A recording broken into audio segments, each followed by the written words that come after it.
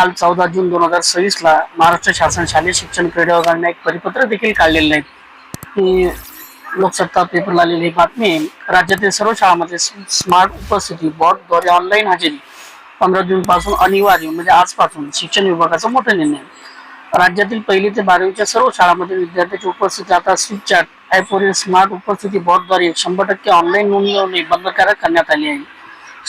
शिक्षण आयुक्तालय काय म्हणते बघा. राज्यातील शालेय शिक्षण क्षेत्रात पारदर्शकता आणि सुसूत्रता आणण्यासाठी शिक्षण आयुक्तालयाने एक अत्यंत महत्त्वाचा निर्णय घेतला आहे. शैक्षणिक वर्ष 2026-27 पासून राज्यातील सर्व व्यवस्थापनाच्या आणि सर्व माध्यमाच्या शाळांमधील, मग या ठिकाणी असं म्हटलेलं आहे, राज्यातील सर्व व्यवस्थापनाच्या सर्व माध्यमाच्या शाळांमधील इयत्ता 1ली ते 12वीच्या 100% विद्यार्थ्यांची उपस्थिती आता ऑनलाईन पद्धतीने नोंदवावी लागणार आहे. विद्या समीक्षा केंद्राच्या स्विचचॅट या ऍप्लिकेशन मधील स्मार्ट उपस्थिती या बोर्डच्या माध्यमातून ही हजेरी नोंदवणे बंधनकारक करण्यात आली आहे. शिक्षण आयुक्त सचिंद्र प्रताप सिंह भाप्रसे यांनी डिजिटल स्वाक्षरीचे अधिकृत आदेश जारी केले आहेत. विदर्भ वगळता 15 जून पासून बघा आजपासून भारत सरकारच्या शिक्षण मंत्रालयाच्या निर्देशानुसार राज्याचे विद्या समीक्षा केंद्र आता थेट राष्ट्रीय विद्या समीक्षा केंद्राशी जोडले गेले आहेत. त्यामुळे 6A फ्रेमवर्क अंतर्गत हजेरी मूल्यमापन मानांकन प्रशासन अनुकूल शिक्षण आणि कृत्रिम बुद्धिमत्ता विद्यार्थ्यांची उपस्थिती रिअल टाइम पद्धतीने संनियंत्रित केली जाणार आहे. नवीन शैक्षणिक वर्षाच्या सुरुवातीलाच म्हणजे नागपूर आणि अमरावती विभाग विदर्भ वगळता विदर्भातील 11 जिल्हे वगळता राज्यातील इतर सर्व विभागामधील शाळांमध्ये 15 जून 2026 पासून ही ऑनलाईन उपस्थिती सुरू करण्याचे आदेश देण्यात आले आहेत. तर विदर्भातील सर्व शाळांना 30 जून 2026 पासून नियमितपणे 100% ऑनलाईन उपस्थिती नोंदवावी लागणार आहे.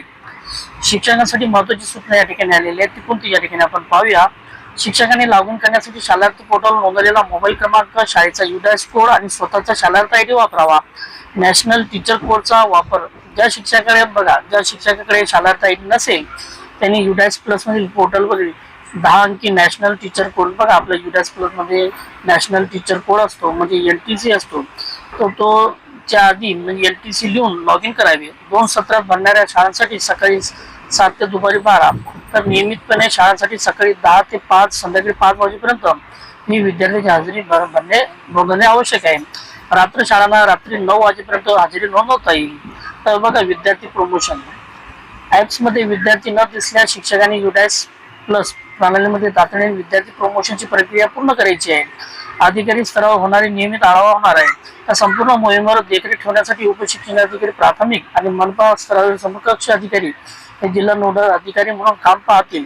त्यांना समग्र शिक्षण अभियानाचे प्रोग्रामर तांत्रिक मदत करतील. विभागीय शिक्षण उपसंचालकांनी शिक्षणातील जिल्हा स्तरावर तर राज्य स्तरावर मासिक आढावा घेण्यासाठी उपस्थित नियमित आढावा घेतला जाईल. शिक्षकांना तांत्रिक अडचण आल्यास त्यांना सोडण्यासाठी विशेष लिंक देखील उपलब्ध करून देण्यात आले.